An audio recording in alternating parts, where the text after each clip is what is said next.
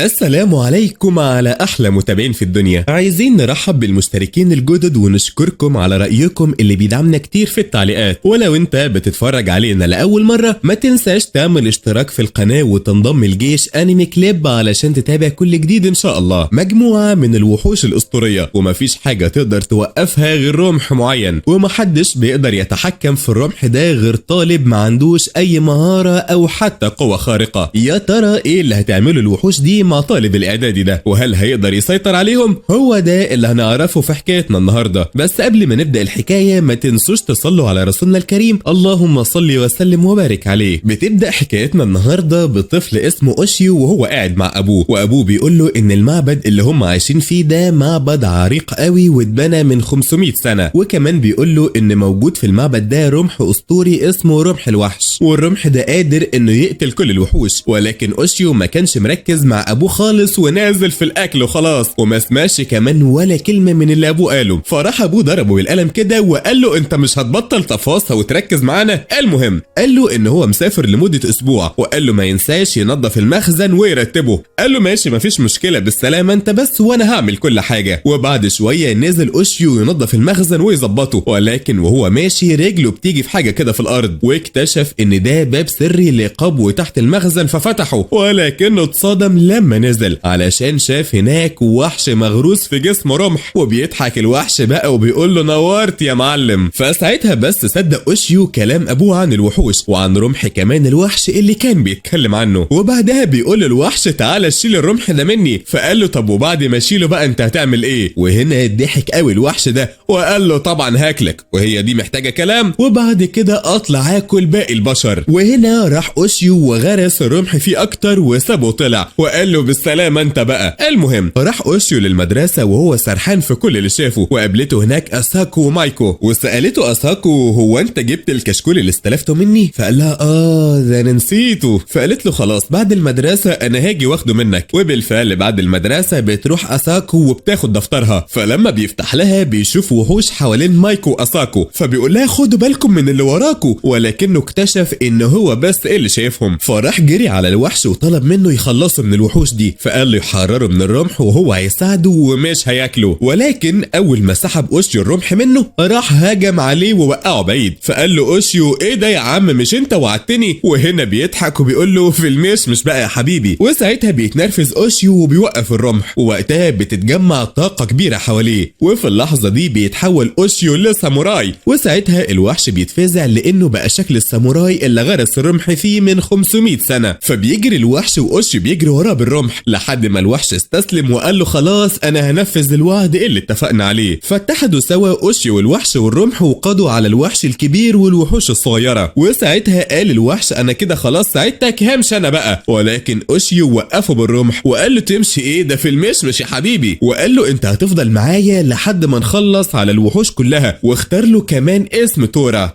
فقعد تورا غصب عنه، ولكن هو كان واخد قرار ان اول ما اوشيو يبعد عن الرمح هياكله بقى ويخلص منه. وتاني يوم راح المدرسه ومعه الوحش والرمح، فقابل مايكو واساكو رايحين للمكتبه، فبيقول لهم ان المكتبه اجازه النهارده، فقالوا له ان هم رايحين علشان ينقلوا حاجات للمبنى القديم. فلما وصلت البنات بقى للمكتبه شافوا تمثال حجري قديم شكله مرعب، ولكنهم بداوا ينقلوا الكتب. وبعد شويه ظهر حوالين التمثال هاله وعينيه لمعت، وفي الوقت ده الرمح عمل صوت رنين، وبعدها سمع اوشيو صوت انفجار. فجري كده لحد ما قابل واحده نصها حجر، وراح كمان على المبنى القديم، ولكنه ما لقاش اصحابه في المكان ده. فسال تورا يعرف حاجه عن الموضوع ده، فقال له ان المكان ده فيه وحش اكل للحجاره وبيحول كمان الناس لحجاره وبعد كده بياكلهم. وفضلت الشرطه تدور على البنات ولكن ما وصلوش لاي حاجه، وبعد كده مشيوا من المكان. وبنشوف ان اساكو ومايكو محبوسين ورا حاجز كده ومحدش شايفهم. وبعدها دخل عليهم اكل الحجاره وحولهم لحجارة علشان ياكلهم، ولكن اوشيو وصل في الوقت المناسب وتحول لساموراي. ده كمان هجم بالرمح على الوحش الحجري، ولكن الوحش وقع منه الرمح فرجع لشكله البشري مرة تانية. وهنا تورا اطلق الصاعقة على وحش الحجارة، وساعتها اتحول لحشرة ام 44 وقال لاوشيو اضربه بقى بالرمح في عينه. وبالفعل ضربه، وبكده هزم اوشيو اول وحش. وتاني يوم كان والد اوشيو بيحكي له حكاية كل يوم عن الساموراي اللي هزم وحش وثبته بالرمح في صخرة كده، وان دي اساسا حكاية عيلته. ولكن اوشيو كان زي العادة عمال ياكل بتفاصة، وقال لابوه كمان انا عايز طبق تاني. وبصراحة الراجل اتجنن من ابنه اللي كل همه على بطنه، فبيزعق له بيقول له الخلاصة بقى ما تفتحش القبو علشان هتقابل فيه اخطار مهولة. فبيضحك اوشيو وقال في السر كويس انه معرفش اللي انا عملته، وقال له ماشي كمان، وراح خارج كده وفي ايده الرمح. وهنا ابوه اتصدم وقال له اوعى يكون ده رمح الوحش، فقال له لا طبعا مش هو. فبيضحك تورا بقى وبيقول له ده انت عيل كداب قوي. وبعدها راح اوشيو مع اصحابه لمتحف الرسم، وفضل كمان يتفرج على رسومات فنانه المفضل هانيو، لحد ما وصل قدام اخر رسمه رسمها هانيو وكانت رسمه لبنته. وساعتها قالت اساكو انا حاسه ان انا شفت البنت دي قبل كده في المدرسه. وبعد كده كلهم مشيوا من المتحف الا تورا اللي فضل واقف قدام الصوره دي، وبيقول ان الشخص اللي رسم الصوره دي مات وهو بيكره البشر، وانه تحول كمان لوحش في النهايه. وبعدها اوشيو كان بيجري وهو رايح على المدرسه، فراح طالب اكبر منه كده مد رجله وكعبله، وبعدها مسك اوشيو ونزل ضرب فيه لحد ما عدت جنبهم طالبه وقالت له سيبه بقى وموتني، انا كده كده مش فارقه معايا. وبعدها بنعرف ان البنت دي اسمها رايكو، وانها نفسها تموت باي طريقه، ده كمان حاولت الانتحار 4 مرات. وبعد كده اوشيو بصلها قوي وعرف ان هي نفس البنت اللي كانت في الرسمه اللي في المتحف، واتفاجئ لما عرف انها بنت هانيو رسامه المفضل. وفضل كمان بعد كده ماشي وراها وقال لها انا من اشد المعجبين برسم ابوكي. فقالت له هو بابا صحيح كان رسام ولكنه مات، واوعى تقرب مني علشان اللي بيقرب مني بيموت. وفعلا كان في باص هيخبطه وهو ماشي، فضربه بالرمح فقسمه نصين، واكتشف ان الباص ده وحش حاول يقضي عليه. وبعدها بتروح رايكو لبيتها المهجور وبتقف قدام صورتها وبتقول خلاص يا بابا وقف اللي بتعمله ده، انا هجيلك قريب. وبعدها راح اوشيو عند اساكو علشان يسالها لو تعرف اي حاجه عن رايكو، فقالت له ان هي جت المدرسه في سنه اولى وكانت منعزله، واي حد كان بيقرب منها بيموت في حادثه، وهي فكرت تنتحر علشان حست ان هي السبب في كل الحوادث دي. ولما جيت اقرب منها قالت لي بعيد انت كمان علشان ما تموتيش، وانها لما كانت بتكلمها نزل حاجه من السما كده وكانت هتموت. فبتقول لها رايكو انا اسفه علشان كل ده بسببي، وبعد كده سابتني وجريت، وبعد كل اللي بقوله لك ده لسه عايز تكلمها؟ فقال لها الكلام ده بصراحه كده ما ياكلش معايا وسابها ومشي. وهو في الطريق قابل الطالب الاكبر منه اللي ضربه قبل كده وقال له احسن لك تبعد عن رايكو، ومسكوا في خناق بعض وفي الاخر وقعوا هما الاتنين على الارض. ووقتها بدا الطالب ده يحكي له عن رايكو، وقال له انه في يوم من الايام راح لها للبيت وشاف ابوها وهو بيرسم، بس وشه ساعتها اتحول لشيطان، فترعبت منه ومشيت بسرعه. وبعد كام يوم عرفت ان ابوها مات. وبعد كده بنشوف اللوحه اللي في بيت رايكو وبنعرف ان هي لوحه ملعونه، وبتحول كمان ابوها لشيطان جوه اللوحه، وكل هدفه انه يبعد اي حد يقرب من بنته وانها لازم تفضل له لوحده. وتاني يوم بيروح اوشيو للمدرسه وشاف رايكو واقفه لوحدها ومش بتكلم حد، فقال لها ما تيجي معانا. قالت له ابعد عني علشان ما تموتش، ولكن هو صمم ياخدها تلعب معاهم. وساعتها حصل اعصار شديد وطلع منه كمان ايد شيطان كده خبط اوشيو على ظهره وحدفه لبعيد. وساعتها ظهر ابوها الشيطان وقال لها ما تخافيش انا هنا علشان احميكي. وساعتها هجم على اوشيو، فبسرعه قطع تورا ايد الشيطان وقال له مالكش دعوه بالاكل بتاعي، واطلق تورا الصاعقه على الشيطان وهرب. فقالت له رايكو انا اسفه انا هتصرف في الموضوع ده، وجريت من قدامهم فجري وراها وشافها كمان على سطح البيت وهي عايزه ترمي نفسها، وفعلا رمت نفسها من فوق، ولكن اوشيو استخدم الرمح علشان يسندها وطلع جري هو والطالب اللي اتخانق معاه على الشباك ولحقوها في اخر لحظه. ولما طلعت معاهم اعتبرها ابوها خاينه فخطفها وراح على اللوحه، وراح اوشيو بالرمح وراه وحاول يضربه بيه ولكن معرفش. فراح الشيطان واخده معاه وقال له تعالى انت كمان بقى انا هدفنك معايا في اللوحه. ولكن تورا جه في الوقت المناسب وشد اوشيو وطلعه من اللوحه، وبعدها هجم على الشيطان وقال له اوشيو اطعنه بسرعه. فمسك الرمح وجري علشان يطعن اللوحه، ولكن وقفت رايكو قدامه وللاسف الطعنه جت فيها وهو اتفزع من اللي حصل ده. ولكن تورا طمنه وقال له ان الرمح ده ما بيموتش غير الوحوش. وساعتها رايكو وقعت والوحش اللي في اللوحه مات، ورايكو قعدت تعيط على ابوها، ولكن شافوا ان اللوحه رجعت نورت واتلونت من جديد. وتاني يوم بيكون في راجل كبير في السن كده واقف بيزعق مع العمال اللي شغالين في المنطقه، وبيطلب منهم ان ما حدش يرفع الحجر ده، وبيحاول يمنعهم باي طريقه. ده كمان بيقول لهم ان الحجر ده فيه تحته 5 وحوش، ولكن برضو العمال نشفوا دماغهم وبرضو شالوه. وساعتها شفنا 5 روس للوحوش الوحوش الخمسة اللي قال عليهم الراجل، وطلع ان الوحوش دي فعلا محبوسة تحت الحجر ده، ولما اتحررت هجمت على العمال ودمرت المكان كله. وبعدها الوحوش الخمسة قالوا ان هم لازم ينتقموا من الست اللي سجنتهم هنا واسمها ايزاكي، وساعتها بيكون اوشيو في الحمام، فتورا بيفتكر ان هي دي اللحظة اللي هيقدر ياكلوا فيها، علشان اكيد طبعا مش هياخد الرمح معاه للحمام، ولكن اوشيو صدمه لانه فعلا طلع واخد الرمح معاه واداله بيه كمان على دماغه وقال له اتلم يا تورا.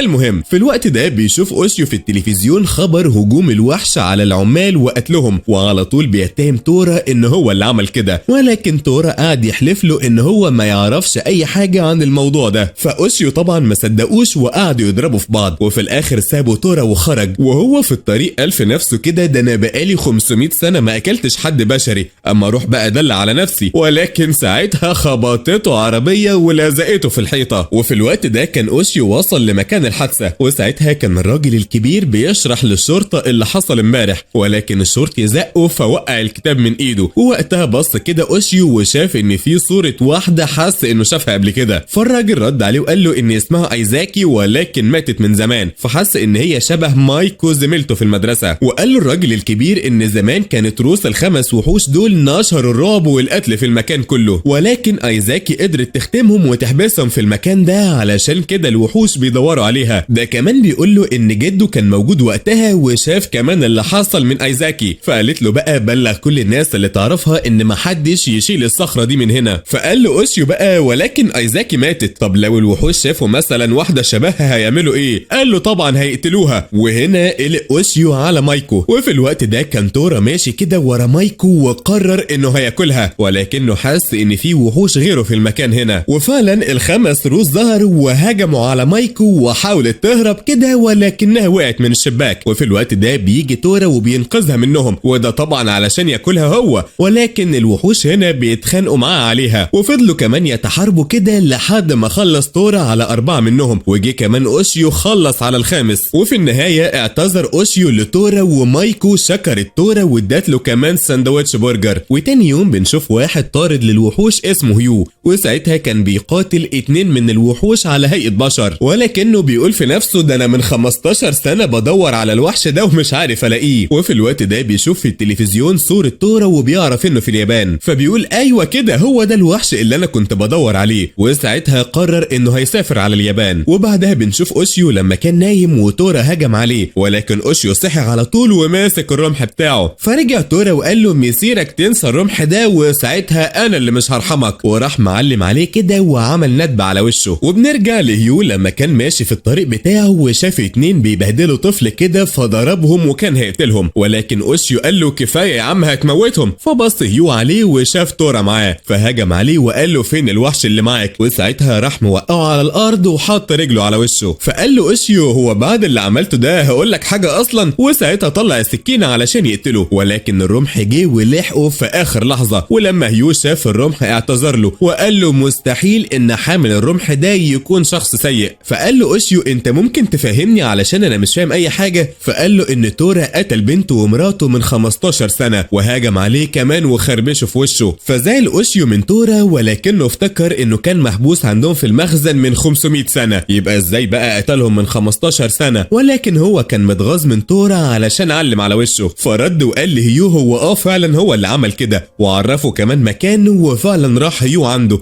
وفضل كمان هو وتورا يضربوا في بعض لحد ما هيو قدر عليه خلاص وكان هيقتله. ولكن اوشيو كان ضميره بيأنبه فقال له استنى بس بصراحة مش هو اللي عمل كده. فضربه بقى وقال له وهو انت جاي دلوقتي تقول لي كده؟ وما صدقوش. فقال له طب شوف الندبة اللي في وشي 4 مخالب ولكن اللي في وشك 3 بس. وفي النهاية اقتنع بكلامه واعتذر له ومشي. وتاني يوم راح اوشيو وتورا علشان يصيفوا ويقضوا وقت كويس جدا بعيد عن الوحوش. ولما كانوا في البحر جه عيل صغير اسمه تاتسويا وحط الرملة على شنط اوشيو، فمسكوا اوشيو بقى وقال له هو انت بتعمل كده عليه، ولكن الولد قدر انه يفلت منه وجري. ولما رجع بقى اوشيو عند جده سأله عن الولد ده، فقال له ان هو بيعمل كده من بعد وفاة امه علشان يجذب الانتباه بس مش اكتر. وبنروح لتورا اللي كان هايص وفرحان بالجري على الميه، ولكن حس ان في وحش بيراقبه، فبيسمع صوت كده بيسأله هو انت ناجاتو بيمارو؟ فبيقول له تورا ده كان اسمي من 500 سنة. فطلع له وحش من الميه وقال له ان هو عايش في الميه من زمان وان ده حارس الميه، وعايزه كمان يتخلص من الوحش الكبير اللي اتكون من ارواح الناس والوحوش اللي اكلهم. ولما راح تورا علشان يشوفه لقى الوحش ضخم جدا، ده كمان حاول انه يهجم عليه بالصواعق ولكن بدون اي فايده. وبعدها الوحش مسك تورا بين اسنانه كده وبعد كده بلعه. فطلب تورا من الوحش الحارس انه يروح لاوشيو، وفي الوقت ده كان تاتسويا بيحط رمله على شنط اوشيو مره تانية. فهنا بقى خبطوا اوشيو على راسه، فالولد طلع يجري، وجريت كمان وراه اساكو وقالت له ما تزعلش بقى من اوشيو. وبعد كده اخدته معاها وركبوا سوا القارب، ولكن فجأة ظهر لهم وحش البحر العملاق وبلعهم بالقارب بتاعهم. في نفس الوقت ده حس اوشيو بحد كده بينده عليه، وساعتها جاله الوحش الحارس وقال له ان تورا محبوس في بطن الوحش العملاق، وكمان عرف ان تاتسويا واساكو جوه مع تورا. فراح اوشيو علشان يهاجم الوحش العملاق ده، وفعلا هجم عليه برمح الوحش ولكن برضه مفيش فايده، فقرر يهجم عليه من جوه بطنه. وفي الوقت ده بيشوف تورا وحوش صغيره بتهاجم القارب بتاع اساكو، فبيصعقهم كلهم وبيقعد على القارب وبيقول لهم كمان هو انتوا تعرفوا اوشيو؟ فخافوا منه على طول. ولكن قعدت اساكو تحكي لتاتسويا انه اوشيو هو كمان امه ماتت وهو صغير، وان ابوها كمان قال له كلام كده من بعدها اتغير وبقى كويس. فسالها هو باباكي قال له ايه؟ فقالت له انا مش عارفه. وبعدها اوشيو اتغير وبقى انسان تاني خالص. وفي الوقت ده حسوا بهزه كده وان الوحش بينزل لهم علشان ياكلهم، فبيمسكهم تورا وبيمسك السقف بشعره كده لحد ما بيجي اوشيو وبيتشعبط في الرمح، ولكن للاسف ايده بتفلت، فبيمسك في القماشه اللي في الرمح ولكن برضه ايده بتفلت. وساعتها الرمح كده بيتنشط لوحده وبيروح يهجم على الوحش وبيخلص عليه. ده كمان اوشيو وتورا اتعاونوا سوا وقضوا على الوحش تماما. وبعدها قابل الوحش الحارس للبحر اوشيو وقال له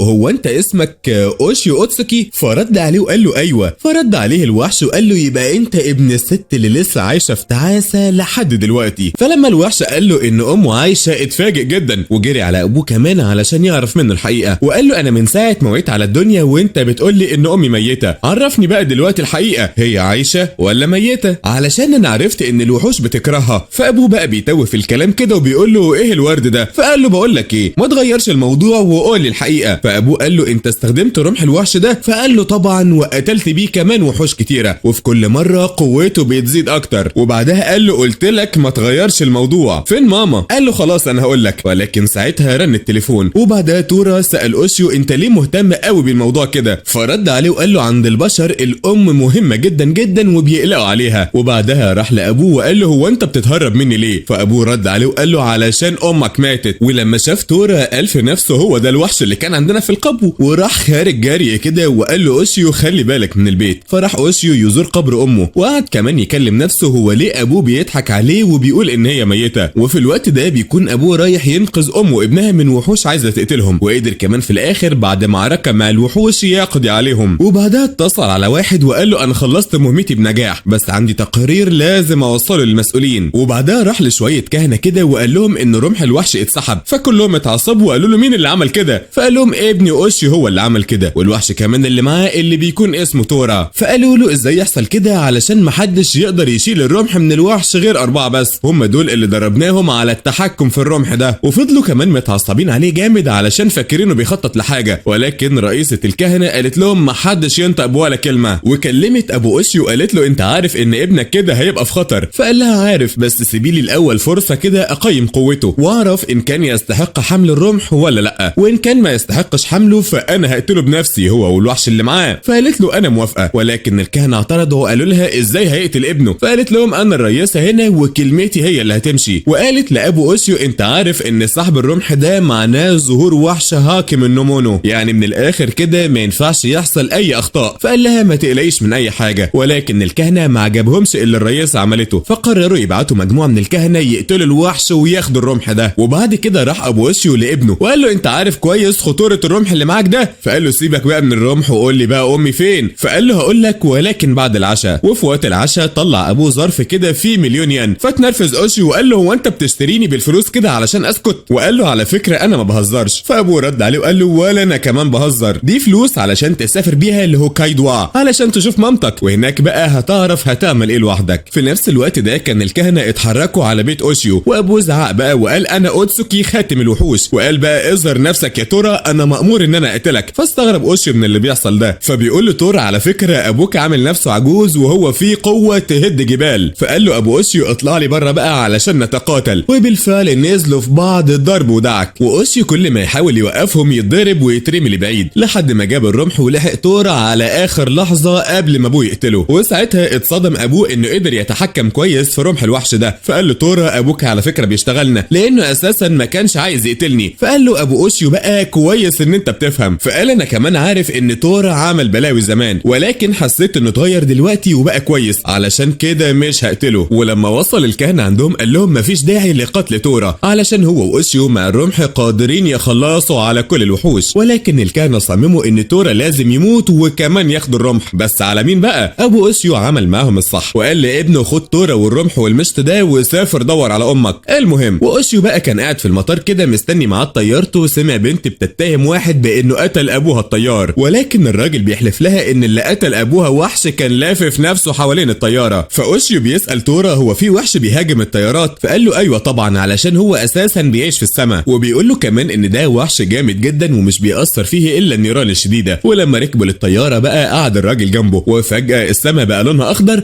والطياره كمان بدات تتهز والناس اترعبت. فقال له تورا استخدم الرمح بقى، وطلع هو وضرب الوحش بنار شديده كده، فكانت ايد الوحش بتتقطع ولكن كان بيقدر يجددها بكل سرعه. والطيار اتصل ببرج المراقبه وقال لهم ان هم لازم يضربوا الوحش ده بالصاروخ، ولكنهم قالوا له ان الوحش ده اساسا مش ظاهر على الرادار. فتورا كتف الوحش كده واوشيو طعنه من جوه الطياره، وساعتها الرادار لقطه فضربوه بالصاروخ وخلصوا عليه. وبعدها لما كان اوشيو وتورا ماشيين كان في اتنين بيراقبوهم وهم رايشن وكاجاري، وفجاه لقوا رياح بتقطع كده في هدوم الناس. فبيقول له تورا دي مش رياح، ده وحش اسمه كيميتاتشي. وفي ثانيه كده ظهر الوحش ده على شكل ذئب وهجم على اوشيو، بس اوشيو طلع الرمح كده وكان هيقتله. فقالت له كاجاري استنى بس هقول لك على حاجه، وراح معاهم للبيت وقالوا له احنا وحوش الكيميتاتشي. وقالت له بقى بصفتك حامل رمح الوحش فاحنا عايزينك تقتل اخونا جورو لان كل هدفه دلوقتي القتل والدمار بس. فقال لهم هو انا قاتل مأجور ولا ايه؟ ازاي اقتل اخوكم؟ فقالوا له لانه كده كده مش هيبطل يقتل في البشر. وقعد رايشن يحكي له حكايتهم وان البشر اخدوا منهم البيت بتاعهم وحولوه لملعب جولف وشردوهم في الشارع، وعلشان كده جورو عايز ينتقم من كل البشر ويقتلهم. فراحوا لمكان البيت واخوات جورو حاولوا يقنعوه يروح معاهم للبيت الجديد، ولكن لما شاف جورو اوشيو ومعاه الرمح راح موقع صخور من على التل فوقهم، وفرح قوي ان هم ماتوا تحت الصخور. ولكن تورا واوشيو قدروا يرفعوا الصخره من عليهم، وقال تورا لاوشيو الحق بقى ده رايشن وكاجاري من تحت الباص قبل ما ينفجر. وساعتها بيجي ناس كتيره معاهم وبيرفعوا الباص وبعدها بينفجر، بس بيكون رايشن وكاجاري خرجوا خلاص من تحته. وبيحاول اوشيو يقنع جورو انه يجيب له بيت جديد يعيش فيه مع اخواته بسلام، وبالفعل وافق، ولكنه كان بيخدعه اساسا وحاول يهجم عليه كده فالرمح اتحرك لوحده وقتله. وهنا زعل اوشيو عليه جامد جدا. ومن ناحيه تانية رجعوا الكهنه من غير ما يعرفوا يعملوا اي حاجه، ورئيس الكهنه زعلهم وقال لهم ان واجب عليهم يحموا حامل الرمح. وبعد كده بنشوف بنت اسمها سايا راجعه للبيت متاخر، وابوها وجدتها بيقولوا لها ادخلي بسرعه شوفي طلبات الوحش. فبتدخل على بنت اسمها اوماموري وبتسالها تلعبي معايا، فالبنت قالت لها انا بصراحه عايز امشي من هنا، وسايا قالت لها ما ينفعش. ولكن البنت قالت لها بكل ثقه ان في يوم من الايام هيجي بشري معاه وحش كده وهيطلعونا من هنا. وبعد شويه كان اوشيو وتورا ماشيين في الشارع وشافوا سايا كمان ماشيه سرحانه كده وفي عربيه كانت هتخبطها، واوشيو لحقها بقى ولكنها كانت مغمى عليها. ففي واحده ست قالت له دي سايا من عيله الدكاتوري، وشاورت له كمان على البيت بتاعها، وكمان عرفته ان العيله دي عندهم فلوس كتيره جدا زي الرز. فاوشيو اخدها بقى وبيوصلها لبيتها، ولكن وهو في الطريق سايا فاقت واعتذرت له كمان علشان هي بيجي لها حالات الاغماء كل شويه. وساعتها تورا قال له انا حاسس على فكره ان البنت دي مش بنت عاديه. فقالت لهم سايا انا من سلاله ذوي الشعر الابيض اللي بيقدروا يشوفوا وحوش اليوكاي وبيتعاملوا معاهم، وانا دلوقتي شايفاك يا تورا. فراح اوشيو بقى وصلها للبيت، ووقتها دخل ابوها وزعل لسايا لانها كل ما بتخرج بيغمى عليها وحد غريب بيجي يجيبها للبيت، وامرها كمان ما تخرجش من البيت نهائي. وبعدها بص لاوشيو وقال مين ده؟ فالجده قالت له ده اللي جاب سايا للبيت. فقال له خد فلوسك بقى يلا كده وامشي من هنا. فقالت له سايا لا سيبه شويه علشان انا عايزه اكلمه وبعد كده همشيه. فقال لها ماشي مفيش مشكله ولكن نص ساعه بس وتمشيه. ولكن وهو خارج كده لمح الرمح اللي مع اوشيو فساله هو ايه ده؟ فقال له مالكش دعوه. فاخد الاب الجده كده وخرجوا على طول. فسالها اوشيو هو انت عايزه مني ايه؟ فحكيت له بقى هنا عن قصه امها لما قالت لها ان مهمه سلاله ذوي الشعر الابيض هو التوسط بين البشر واليوكاي، ولكن اللي حصل ان هم استخدموا امي علشان يكونوا من وراها ثروه كبيره جدا، وفي الاخر ماتت وجابوني مكانها علشان احافظ على ثروتهم. وحكيت لهم كمان حكايه اليوكاي اللي اسمها اوماموري، وانها لو اتحبست في بيت فبيكون اصحابه من اغنى الاغنياء، ولو مشيت فهيتعرض البيت للفقر والدمار، وانا هنا المسؤوله عن التوسط بين اليوكاي والبشر. وبعدها اخدتهم عند اوماموري اللي كانت محجوزه جوه حاجز قوي جدا وبيكون كمان صعب تدميره جدا. وهنا اوماموري اتفاجئت من وجود ناجاتو بيمارو اللي هو تورا، وقالت لهم ان هي محبوسه في البيت ده من زمان وعايزه تخرج من هنا، وطلبت منه كمان يدمر الحاجز ده برمح الوحش اللي معاه. فبيقول لها تورا هو انت عارفه لو دمرنا الحاجز ده ايه اللي هيحصل؟ فقال لها بقى البيت ده هينفجر وهتموتي. فقالت له عادي، ولكن سايا قالت لا علشان انا مش هسمح لك تموتي. وفي الوقت ده ابو سايا كان متنرفز وبيقول للولد ده كان معاه رمح، وافتكر لما اوماموري قالت له زمان ان في يوم من الايام هيجي واحد معاه رمح وهيحررني من هنا وهيقضي كمان على ثروتك انت وعيلتك. فاخد سيفه وراح وهو شايط جري كده على اوشيو وقال له انا كنت متاكد ان ده رمح. فهجم على اوشيو، وساعتها قالت له اوماموري دمر الحاجز، وفضل الاب بقى واوشيو يحاربوا في بعض. ففكر تورا ان هو يدمر الحاجز ولكنه للاسف معرفش يعمل كده. فقال اوشيو بقى انا خلاص اللي هدمره. وساعتها وصلوا الحراس ومسكوا اوشيو والاب حاول يقتله، ولكن تورا كسر له السيف بتاعه. وبعدها دخل الحاجز وحمى اوماموري واوشيو ودمر الحاجز والمكان انفجر والبيت اتهد. وبعدها اوشيو وتورا ودعوا سايا واوماموري وكملوا في مشوارهم في البحث عن امه. وفي بيت مايوكو بقى فاشترى ابوها مرايه كده كتحفه اثريه، واول ما قربت مايوكو من المرايه دي حست بشعور غريب، ولكن وقتها جت اساكو علشان تاخدها ويروحوا المدرسه. فام مايوكو بقى قالت لها ابقي تعالي واقعدي مع بنتي على بال ما نرجع من السفر. وبعدها اساكو ومايوكو راحوا على المدرسه، وفي الطريق حسوا ان اوشيو غايب من فتره كده عن المدرسه. ولما خلصوا المدرسه راحوا لابوه وسالوه عنه، فقال لهم ان هو بيعمل خدمه كده لحد من قرايبهم. اما اوشيو بقى في الوقت ده فكان واقف مع تورا وخرجت كاجاري وقالت له ادخل علشان تاكل. ورايشن قال له هو انت فعلا هتمشي وتسيبنا ولا ايه؟ فقال لهم معلش كده اصل انا اتاخرت جدا ولازم الحق اسافر لهوكايدو.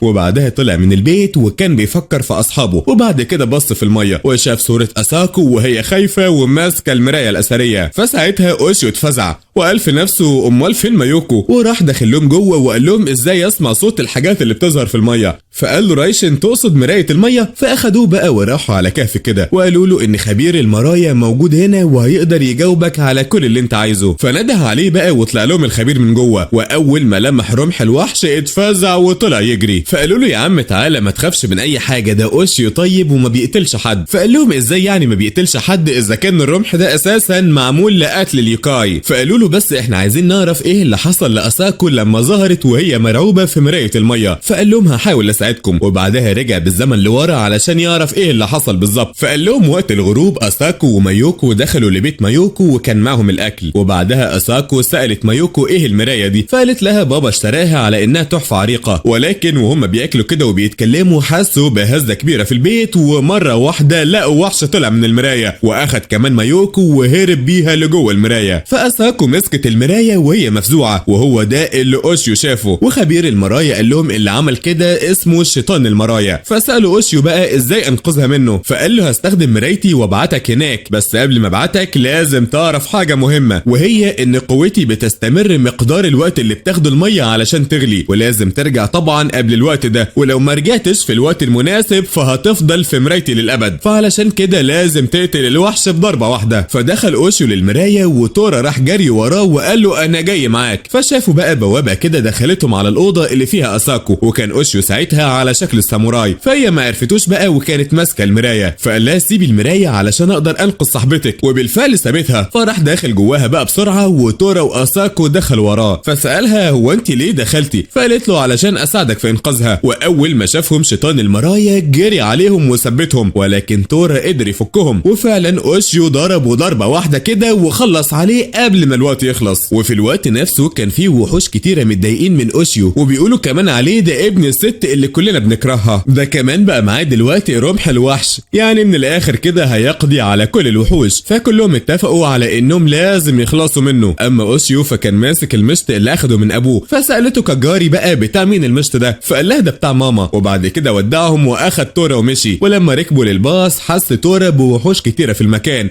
حتى الرمح ساعتها عمل رنين. وتورا قال له خلي بالك علشان في وحوش كتيرة هنا وقاصدينك انت يا معلم. فاستغرب اوشيو هم عايزين منه ايه، ولكن وقتها هجم وحش على سواق الباص فوقع من مكان عالي. ولكن اوشيو وتورا نطوا من الباص قبل ما يقع ويخبط في الارض. وبعدها جات لهم وحوش تانية كتيرة وحاولوا هما الاتنين يقتلوا كل الوحوش اللي موجودة، ولكن كان عددهم كبير جدا جدا فاضطروا يهربوا بسرعة. فبيقول له تورا خلي بالك انت قتلت وحوش كتيرة بالرمح ده وجايز يكونوا عايزين ينتقموا منك. ولسه بيتكلم كده فراح وحش من الوحوش ماسك رجل اوشيو، وبعد كده اتجمعوا كل الوحوش في المكان ده. فالرمح اتحرك لوحده وقتل الوحش اللي كان ماسك اوشيو، وراح طالع يجري باوشيو لبعيد، وراح ظاهر لهم اكبر وحش في الوحوش كلها واللي اسمه هيدوسكي. وقال مين نيجاتو بيمارو هنا وجاي دلوقتي كمان علشان تساعد بشري وتقتل الوحوش معاه. فقال له انا خلاص دلوقتي اسمي تورا، وبعدين بقى ليه كلكم كده بتجروا وراه؟ فقعد كده علشان يحكي له. وقتها كان الرمح اخد اوشيو عند بركة المية، وهناك ظهر له وحش اسمه كابو وعالج الجروح بتاعته. فسأله اوشيو بقى هو ليه الوحوش عايزة تقتلني؟ فقال له مش علشان قتلت وحوش كتير ولكن علشان مامتك. وقال له زمان كان في وحش اسمه هاكي من نومونو وكنا كمان كلنا عايزين نخلص منه بأي طريقة، ولكن جت واحدة بشرية ودفعت عنه، وعلشان كده كلنا بنكرهها وعايزين نقتلها. والحكاية كلها بدأت لما بنت صغيرة جت من الصين، بس هي ما كانتش بنت، دي كانت وحش شرير جدا ونشر كمان الخوف والرعب بين البشر، حتى اليوكاي ما بيسلموش منه، وكان هدفه الأساسي قتل الوحوش، وكمان بيخلي البشر مرعوبين وفي حالة يأس لأنه بيستمد منها قوته. واسم الوحش ده كان هاكم النومونو، وتحدد كمان كل الوحوش علشان تقتله. ووقتها عمل الرمح رنين فقال له الوحش في قرية كده ممكن تهرب عندها، وشاور له كمان عليها. فجري اوشي بسرعة على هناك. اما تورا فكان لسه بيسمع باقي حكاية النومونو لحد ما عرف حكاية الست اللي عملت حاجز قوي علشان تمنع الوحوش من قتل النومونو. فقال له تورا مستحيل تكون الست دي ام اوشيو لان البشر ما يقدروش يعيشوا لمدة 1000 سنة. فقال له على فكرة انا عارف بس كل فترة بتيجي واحدة تكمل مكان اللي قبلها وام اوشيو هي اللي موجودة دلوقتي. فقال له خلاص روح اقتله ولكن خلي بالك من رمح الوحش اللي معاه. فسابه بقى وراح علشان يقتله. ووقتها كان اوشيو متحاصر من الوحوش وشاف هناك راجل عجوز كان خايف فشاله بقى وطلع يجري بيه على القرية. اما تورا فكان واقف بيتفرج عليهم. لما وصل اوشيو للقرية راح مع الراجل العجوز المحل بتاعه وقعد ياكل ويشرب لبن، ولكن وهو قاعد مع الجد الوحوش بدأت تتجمع بره المحل اول ما خرج، وفي وحش كمان ماسكه جامد ولكن اوشيو قتله برمح الوحش. وبعد كده الوحوش كلها اتلمت عليه فقلق اوشيو على سكان القرية فجري علشان الوحوش تجري وراه، وده فعلا اللي حصل وفضل يجري وهم وراه لحد ما الوحوش هجمته بقى وساعتها وقع على الارض. وهنا جت كاجاري وريشن وقعدوا يقتلوا في الوحوش لحد اخر لحظة. وبعدها وصل هيدوسكي علشان يقتل اوشيو فجري ريشن وكاجاري علشان يضحوا بنفسهم مكان اوشيو، واوشيو كمان كان خايف جدا عليهم من الموت. وفي الوقت ده جه تورا وانقذهم كلهم. فقال له هيدوسكي انت كده خنتني. فقال له تورا محدش هياكل اوشيو غيري. وساعتها راح شايله وقال لهم اللي عايزه بقى يبقى يحصلني، وراح نازل بيهم في مكان مليان ضباب. ومره واحده اوشيو لقى نفسه لوحده في المكان وشاف قدامه كمان باب بيتفتح كده وسمع صوت بيقول له ادخل. ففضل ماشي لحد ما وصل لمكان فيه وحش عجوز وماموري. فقال لها هو انت ايه اللي جابك هنا؟ فقالت له احنا جبناك هنا علشان زعيم اليوكاي عايزك في حاجه كده. فقال له زعيم اليوكاي انا هجاوبك على كل اسئلتك. فساله اوشيو بقى هو ليه الوحوش بتهاجمني؟ فرد عليه وقال له لان هم بيكرهوا امك علشان بتحمي عدو اليوكاي اللدود بحاجز قوي، والحاجز ده عملته واحده ست من 1000 سنه ولكن هي المسؤوله دلوقتي عن حمايه الحاجز ده. فساله قال له طب ليه ماما بتحمي هاكي من نومونو؟ فقال له بصراحه ما نعرفش ولكن انت اللي تقدر تعرف. وماموري قالت عليك بشري جدير بالثقه، وكمان قال له ان هو من دلوقتي مفيش وحش هيطاردك مره تانية لحد ما تعرف لنا اجابه السؤال ده وتعرف ليه والدتك بتحمي هاكي من نومونو. وبعدها خرج الزعيم علشان يقول بيقول للوحوش ما تهاجمش اوشيو، ولما قال الزعيم لهيدوسكي يوقف الهجوم فهو رفض وقال له لازم اقتله فورا. وهنا تورا قال له وانا مستعد لقتالك. فقال له زعيم الوحوش لو فزت على تورا يبقى اعمل اللي انت عايزه، ولكن لو هو كسب بقى يبقى هتنفذ كلامي وما تهاجمش اوشيو مرة تانية. فبدأ القتال بينهم ونازل هيدوسكي ضرب في تورا ووقعه على الارض، ولكن بعدها خرج تورا لهب من بقه وصعقه ونزل فيه ضرب. وبعدها اعلن زعيم اليوكاي فوز تورا، وبكده مفيش وحوش هتطارد اوشيو. وخرج اوشيو وتورا يكمل رحلته في انه يدور على امه، وفعلا وصلوا لهوكايدوا، لكن الوقت كان بالليل ومتاخر قوي، فقرروا يباتوا هنا وتاني يوم يروحوا لاساهي كاوا. ولكن وهم ماشيين الضباب بدا يكتر قدامهم لدرجه ان هم حسوا ان هم تاهوا، وبصوا قدامهم فشافوا بنت. وبعد كده اوشيو حس بوحش جاي يهجم عليه من ورا، وراحت البنت اللي شافوها هجمت على الوحش بمشطين ودمرت الوحش. فاتصدم اوشيو وسالها مين الوحش ده، فردت عليه وقالت له ده وحش بعته هاكم النمونو علشان ياخد منك رمح الوحش. وبعدها سالته هو انت اوشيو، فرد عليها وقال لها ايوه، وعلى طول ضربته قلم على سهوه وقالت له بقى عيل زيك هو اللي يمسك رمح الوحش. وبتقول له هو انت عارف قيمه الرمح ده وعارف احنا تعبنا قد ايه علشان نقدر نشيله؟ فرد عليها اوشيو وقال لها انا ما بقتش فاهم حاجه. فقالت له انا تم تدريبي مع 3 تانيين علشان نكون حاملين لرمح الوحش، وانا على فكره اسمي هنوا. وفي الوقت ده بيكون في كاهن بيبلغ رئيسه الكهنه بان الاربعه حاملين الرمح اختفوا ومش عارفين لهم طريق. فقالت له اكيد ده بسبب اوشيو، هم اساسا كده متغاظين وحاقدين عليه علشان هم اتدربوا كتير قوي علشان يستحقوا يكونوا حاملين للرمح. وقالت اكيد هم بيدوروا على اوشيو علشان ياخدوا الرمح منه. في نفس الوقت ده كانت هنوا بتقول لاوشيو سلمني الرمح حالا. فقال لها انت عايزاه ليه؟ فقالت له علشان انت بصراحه ضعيف جدا جدا. وقالت له كل مره الرمح هو اللي بينقذك من الوحوش، ولكن انا متدربه كويس قوي. وبعدها مسكت الرمح وشدته منه فسبه لها، وقالت اخيرا الرمح الاسطوري بقى معايا. وبعدها هجمت على اوشيو ورمته على الارض، وقالت له هو ده بقى جزائك علشان سرقت الرمح بتاعنا. وعلى طول اخدت الرمح وطلعت تجري بيه. اما اوشيو ففضل قاعد في الارض ومش فاهم اللي بيحصل، ولكن فجاه بيشوف وحوش كتيره من هاكم النمونو جايين عليه ولكنهم ما هجموش عليه، وفضلوا مكملين كده. فعرف ان هم بيجروا ورا رمح الوحش مش وراه هو. وبعدين افتكر ان رمح الوحش انقذه كتير قبل كده، فقرر انه يروح ورا الوحوش. اما الوحوش بقى فاندمجت مع بعض وكونوا وحش كبير جدا. وقالت لهم هنوا خلاص انا معايا رمح الوحش وهقضي عليكم حالا. وساعتها مسكت الرمح وكانت مستنيه ان الرمح يمدها بالطاقه، ولكنه ولا عبرها. وفضلت هنوا تحاول ولكن الرمح ولا بيعمل اي حاجه. وهنا ضربها الوحش ورماها على الارض، وبعدها الوحش ربطها بالتعابين وهجم عليها علشان يقتلها. ولكن جه اوشيو ومسك الرمح اللي مده بالطاقه، وبدا اوشيو كمان قتال الوحش كده واخد الرمح وهجم عليه. ولكن الوحش رماه لبعيد، ولكن هو امن تاني وهجم عليه. بس الوحش ربط اوشيو بدراعاته، ولكن تورا جه وهجم على الوحش. وساعتها اوشيو اخد الرمح وضرب الوحش وقسمه نصين. وبعد كده هربت باقي الوحوش. وقال اوشيو لهنوا انا لازم اسافر للبلد اللي فيها امي وهاخد الرمح معايا. فقالت له خده بقى بس خلي بالك علشان ال3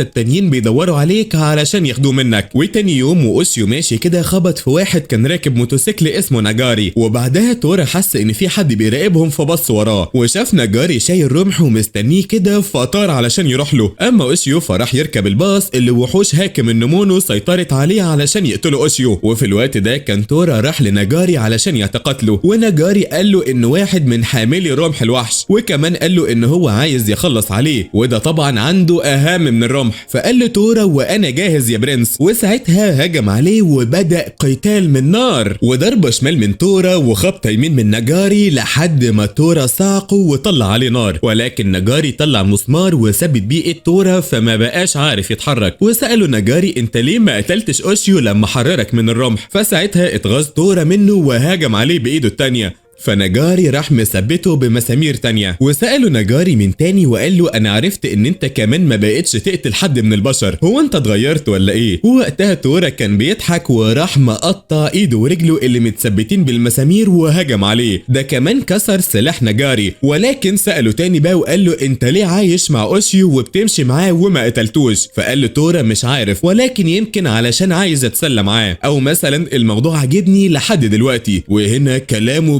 يصدم ناجاري، وبعدها سابه ومشي علشان يروح لاوشيو. وفي الوقت ده رمح الوحش عمل رنين، فعرف اوشيو ان في وحش في الباص، فهجمت وحوش النمونو على السواق وكانوا هياكلوه، ولكن اوشيو لحقه وانقذه. وناجاري لحق تورا وقال له ان وحوش النمونو استولوا على الباص، وجري هو وتورا علشان يلحقوهم. في الوقت نفسه كانت الوحوش بالفعل استولت على الباص وعمال يخبط يمين وشمال، واوشيو ما كانش عارف يعمل اي حاجه لحد ما وصل ناجاري وقطع الجزء الخلفي من الباص وكمان الجزء الامامي. اما تورا فرمى كل الركاب بره الباص، وناجاري كمان عمل حاجز كده علشان يمسكهم، وبكده انقذوا الركاب. ولكن الباص كان لسه ماشي وممكن يدوس على الناس اللي في الارض، واوشيو الوحوش ربطته علشان ما يعرفش يتحرك، ولكنه اتعصب جدا فالرمح اتنشط وقطع اوشيو الباص، وقدر بالفعل انه يوقفه والوحوش ماتت والباص اتكسر كله. وبعدها بص اوشيو على الركاب وقال في نفسه انا السبب في اللي حصل لهم، وساعتها طلع يجري بعيد عنهم. ولكن تورا جاله مع ناجاري وقال له تعالى اركب معانا، وساعتها عرفوا على ناجاري فركب معاهم. ولكن وهم ماشيين قابلوا مجموعه كده راكبين موتوسيكلات، فسالوا اوشيو هم مين دول، فقال له دول كانوا بيتدربوا معانا علشان يبقوا من المختارين لحمل الرمح ولكن فشلوا. وعرفوا كمان على واحده منهم اسمها جون، وقالت له ان اخوها كمان من اللي اتدربوا معاهم ولكن اتغير ومختفي من ساعه ما عرف انه اوشيو اخد الرمح. فقال له ناجاري ان اسمه سترو وانه كان اقوى واحد فيهم. وفجاه ظهر وحش عملاق وسترو كان جاي جنبه كده وامره بالهجوم على اوشيو، فملحقش يصد الهجوم والوحش بلعه وبدا يمتص طاقته. فقالت له اخته وقف اللي انت بتعمله ده، فقال لها لازم ادمره الاول. فهجم عليه ناجاري بالرمح بتاعه، ولكن سترو كان قوي جدا فضرب ورجل كده رماه لبعيد، والناس اللي باقيين حاولوا يوقفوا سترو ولكن الوحش مسكهم كلهم. وراح تورا ضرب الوحش وانقذ اوشيو، فراح اوشيو بقى ماسك الرمح وقتله على طول. وبعدها قال لسترو انا هوقفك عند حدك، وساعتها اخته بتقول له كفايه اللي انت عملته، فضربها بقى ووقعها في الارض. وهنا شكله اتغير وماسك دماغه وهو بيصرخ، وقال لاوشيو ميسيري هرجع واقتلك، وبعد كده هرب بعيد. فبيقول له تورا ان في وحش مسيطر عليه، وفي الوقت ده بيكون سترو بيحاول يخرج الوحوش من جسمه ولكنه مش قادر. اما اوشيو فراح لوحش المرايا وقال له انا عايز اكلم زعيم اليوكاي، فظهر له في المرايه بقى فساله ازاي اخرج وحش من جسم انسان، فرد عليه وقال له لازم اللي هيحارب الوحش يدخل جوه جسم الانسان ده، وطبعا ما ينفعش بشر يعمل كده، ولكن لو عايز يعمل كده يبقى لازم يتحول لوحش. فساله طب ازاي، فقال له تخلي طاقه رمح الوحش تسيطر عليك، وكمان قال له فكر كويس قبل ما تعمل كده لانك مش هترجع بشري تاني. ولما كان اوشيو لسه قاعد بيفكر كده ووصل سترو ومعاه حشرتين، وكتف كمان تورا بسلاسل ورمى الرمح من اوشيو، ولكن اخته وقفت في وشه وقالت له حاول تتغلب على الوحش اللي جواك. في الوقت ده كان تورا فك السلسله واوشيو جاب الرمح وقتلوا الحشرتين. وسترو لما شاف اخته بتعيط فاق لنفسه ورجع لطبيعته من تاني، وفضل يرجع لورا وهو بيعتذر لهم وبيقول لهم ما كانش قصدي اعمل كده، وطلب منهم كمان يخلوا بالهم من اخته. وساعتها رمى نفسه من على التل، بس اوشيو رمى الرمح ولحقه قبل ما يقع على اخر لحظه، واخته فضلت تعيط على اخوها اللي الوحوش سيطرت عليه. وساعتها قال اوشيو لناجاري انا خلاص قررت ادخل جسم سترو واحارب الوحوش. فقال له انت غبي يا ابني ولا ايه، انت كده هتتحول لوحش ومش هترجع انسان مرة تانية. فرد عليه وقال له انا عارف، ولكن انا لازم انقذ سترو علشان يرجع لاخت جون. فناجاري هجم عليه بالرمح بتاعه، ولكن اوشيو فضل واقف ما اتحركش، فسابه ناجاري بقى وقال له براحتك يا عم. وساعتها ظهر له خبير المرايا وقال له هبعت لك حد يوريك الطريق جوه جسم سترو. فطلع له وحش اخضر كده اسمه ايزونا وقال له تعالى ورايا، وطلع يجري. فقال له تورا انت عارف ان انت مش هترجع بشري تاني؟ فقال له ايوه خلاص وانا اخدت قراري. فقال له تورا خلاص بقى انا هاكلك اول ما تبتدي تتحول لوحش. وبالفعل دخلوا هما الثلاثه لجسم سترو. فقال لهم ايزونا احنا لازم نوصل لدماغه، ولكن وحوش كتيره هجمت عليهم فقتلهم اوشيو. واول لما وصلوا للقلب الوحش كتف ايزونا بالاوعيه الدمويه، وساعتها جسم سترو بدا يتنفض كده ولكن كلهم مسكوه. فخافت جون على اخوها وقالت لناجاري انتوا بتعملوا ايه في اخويا؟ فقال لها يا ستي ما تخافيش، اوشيو ضحى بحياته علشان ينقذ اخوكي. وفي الوقت نفسه كانوا هما الثلاثه جوه سترو مربوطين بالاوعيه الدمويه. فحاول تورا يصعق وحش الاوعيه الدمويه ولكن منعه ايزونا وقال له على فكره سترو ممكن يموت. ولكن اوشيو حدف الرمح على الوحش وقدر يخرجه من جسم سترو، ولكن ساعتها بدا اوشيو بالفعل يتحول لوحش. فقال تورا في نفسه ان لازم اكله دلوقتي، ولكن اوشيو زعق فيهم وقال لهم بسرعه بقى على الدماغ على طول. فدخلوا من العمود الفقري علشان يوصلوا للمخ، ولكنهم قابلوا وحوش كتيره في سكتهم، وحاول اوشيو انه يقتلهم ولكن اوشيو اتمسك. وساعتها سترو فاق والوحوش خلته يهاجم اخته ناجاري، فغضب اوشيو جدا وقتل كل الوحوش اللي قدامه، ولكن المشكله انه بدا يتحول لوحش اكتر. فقال له ايزونا كفايه كده علشان ما تتحولش كلك لوحش، ولكن اوشيو قال له احنا لازم نكمل. وساعتها هجم عليهم الوحش المتحكم في المخ واللي اسمه شيبا كاما، وفضل هو واوشيو يقاتلوا بعض كده لحد ما شيبا ساله هو انت ليه عايز تقتل هاكم النمونو؟ فقال له على فكره انا مش عايز اقتل حد، انتوا اللي بتهاجموني اصلا. وقال له انا كنت عايز اعرف ايه حكايه ماما معاه، وكمان قال له انا اصلا ما اعرفش شكل هاكم النمونو ده. فضحك كده وقال له شيبا انا هوريك شكله علشان تشوفه لاخر مره في حياتك. وفعلا وراه شكله بديوله التسعه، وكان واضح انه مليان كره وحقد على كل المخلوقات دي. وساعتها حس اوشيو ان جسمه بيضعف، وشيبا كاما كان هيقضي عليه، ولكن ايزونا لحقه واخد الطعنه مكانه. فزعل اوشيو ان ايزونا ضحى بنفسه علشان ينقذه، فغضب بقى وهجم على شيبا، فحاول يهرب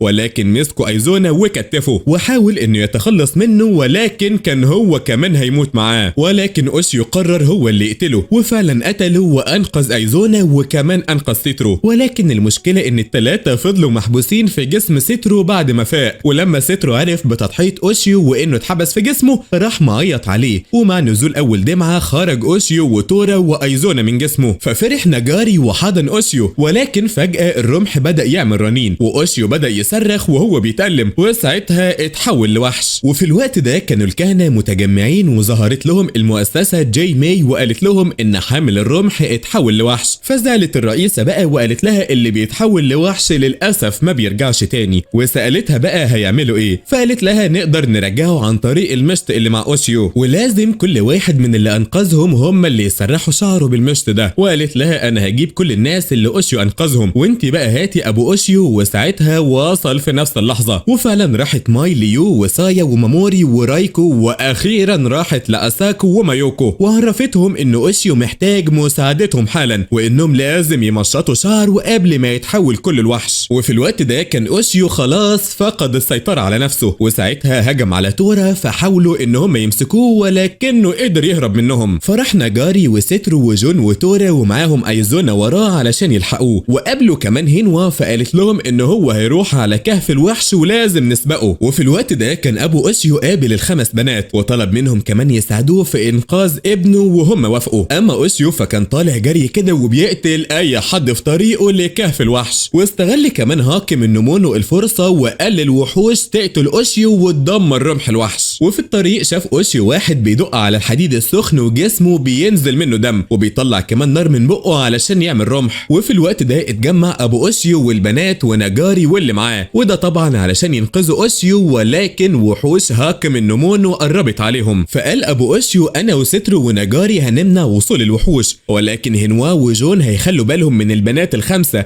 لانهم هم اللي عليهم اهم جزء في الخطه. وايزونا وتورا راحوا علشان يجيبوا المشط من اوشيو، وكانت حالته اسوأ من الاول، وقدر ايزونا ان هو يجيب المشط من جيبه بعد مقاومه اوشيو ليه. وابو اوشيو وناجاري وسترو عملوا حاجز قوي جدا علشان يحجزوا الوحوش. ورايكو كمان قالت ان هي اول واحده هتنقذ اوشيو، وفعلا وهي بتكلمه سرحت شعره ولكنه فضل يجري بتهور، ولكن تورا مسكه من شعره فضربوا اوشيو برمح الوحش. وساعتها هينوا وقفته بالحاجز وطلبت من سايا تيجي تسرح له شعره، وفعلا راحت سايا وهي بتحكي له ازاي انقذها سرحت له شعره، ولكنه كسر الحاجز وراح يهجم على مايكو وياخد المشط منها، ولكن تورا انقذهم. وبعدها بقى مسكته جون بحاجز قوي، فراحت يو تسرح شعره المره دي وكان الجسر هيتكسر، ولكنها لحقت تسرحه قبل الجسر ما يتكسر. وهنا بدا اوشيو يتغير شويه ولكنه سابهم وهرب. وفي الناحيه الثانيه كانت وحوش هاكم النمونو قربت تدمر الحاجز اللي عمله ابو اوشيو، فحاول هو واللي معاه ان هم يحافظوا على الحاجز. وفي الوقت ده كانت مايوكو هي اللي عليها الدور تسرح اوشيو، ولكن المشكله ان هم مش عارفين مكان الكهف اللي اوشيو رايحه. وفي اللحظه دي جت لهم جاي ماي وشاورت لهم على مكان الكهف وقالت لهم يلا بقى ورايا. فشلهم تورا كلهم وطار على هناك وراها، وسالها ليه الرمح واخد اوشيو على الكهف ده، فردت عليه وقالت له علشان هناك اكتر اعداء الرمح وهو هاكم النمونو، والرمح كمان عايز يقضي عليه. وبعدها اخدت مايوكو المشط وودعتهم وراح تورا معاها. وفي الوقت ده حس اوشيو بهاكي من نمونو فطلع جري جوه الكهف، ولكن تورا اطلق عليه صعقه، ولكن اوشيو صدها وعكسها عليهم ورفع الرمح كمان علشان يقتل مايوكو، ولكن صدت الرمح بالمشط فاتخبطت بعيد ووقعت من التل. فحاولت اساكو تنقذها ولكن للاسف ما قدرتش، وهنا وقعت مايوكو ولكن تورا لحقها على اخر لحظه. وتورا ساب اوشيو يطعنه بالرمح وراح ماسكه، وخلى كمان مايوكو سرحت شعره ورمت المشط لاساكو. وفي الناحيه التانيه كان حاجز ابو اوشيو ابتدى ينهار والوحوش بتجري عليهم، وساعتها كان بيحارب اوشيو الوحش اللي مسيطر على جسمه، ولكن الوحوش كانت وصلت لهم. فقال ايزونا خلاص كده احنا انتهينا، ولكن مره واحده اتفعل ختم واتعمل كمان حاجز حواليهم، فعرفوا ان هيو هو اللي انقذهم وعمل الحاجز ده، ولكنه قال لهم ان الحاجز ده اخره 3 دقايق بس ولازم ترجعوا اوشيو حالا. اما اوشيو وهو بيعاني فكان شايف قدامه الراجل اللي بيصنع الرمح وبقه بيطلع نار، وبيقول له خلاص الرمح استولى على جسمك ومش هتخرج من هنا. فجات له ماي وقالت له وقف اللي انت بتعمله ده، وبالفعل وقف عن اللي بيعمله. وساعتها كان اوشيو واقف ما بيتحركش واساكو بتبص له، فقال لها انقذيني بقى، فرحت له وسرحت شعره وهي بتعيط. ولكن مره واحده وقف قدام الكهف وكان عايز يدخله، ولكن اساكو حاولت توقفه، ولكن الاتنين وقعوا من على التل. واول لما وقع على الارض رجع اوشيو لطبيعته مره تانية، وفي نفس اللحظه حاجز هيو اتكسر والوحوش راحت تهجم عليهم، فانقذهم اوشيو برمح الوحش على اخر لحظه. وكلهم كانوا مصدومين ان اوشيو رجع لطبيعته وقدر ينقذهم. وساعتها طار اوشيو وتورا علشان يحاربوا باقي الوحوش، فطلب اوشيو منه انه يرمي الصاعقه على رمح الوحش، وساعتها الرمح هيعكسه على باقي الوحوش. وفعلا قضوا على الوحوش كلها وانتهت المعركه ونزلوا تورا واوشيو للارض. وبعدها فاق اوشيو وقال له تورا هو احنا فين وبنعمل ايه؟ فقال له يا عم هو انت هتستهبل؟ فقال له اوشيو صدقني انا مش فاكر اي حاجه غير اني اتحبست جوه الرمح وشفت الراجل اللي بيصنع الرمح واخته جاي ماي. وفهم تورا ساعتها انه فعلا ما كانش في وعيه، وساعتها قرروا هما الاتنين ان هما يدخلوا للكهف. لما دخل اوشيو وتورا للكهف شافوا جواه بيت، وساعتها الرمح اصدر رنين. فتورا قال له نسيت اعرفك ان الكهف ده فيه جزء من هاكم النمونو. فدخلوا للبيت وقال له تورا انا حاسس بقوه كبيره، وساعتها شافوا على الحيطه شكل الوحش. فقال له اوشيو هو ده هاكم النمونو؟ فقال له لا يا معلم ده جزء بس منه متيبس منه. فراح اوشيو وهو بيترعش كده لناحيته، فطلعت منه ايد وهجمت عليه، فالرمح وقفها وجري اوشيو على طول على تورا. فحسوا بحد كده من وراهم فتورا رمى عليه نار، وسمعوا كمان حد بيضحك. ومره طلع لهم وحش اسمه توكي، وده وحش بينتقل بالزمن، وقال لهم هجاوبكم على اي حاجه عايزين تعرفوها. وخدهم معاه للزمن قبل صناعه الرمح وحكى لهم عن وحش هاكم النمونو، وانه كمان كان عايز يدمر اليابان، ولكن الوحوش وقفت له واتحدت الوحوش والبشر مع بعض ضده هو. ولما عرف انه هيخسر قدامهم رمى اجزاء من جسمه في اماكن كتيرة ومنها الجزء ده، اما جسمه الحقيقي بقى فهو مستخبي بيه. فسألوا اوشيو طب وايه اللي منعهم يقتلوه وقتها؟ فرد عليه وقال له لانهم ما كانوش لاقيين رمح الوحش،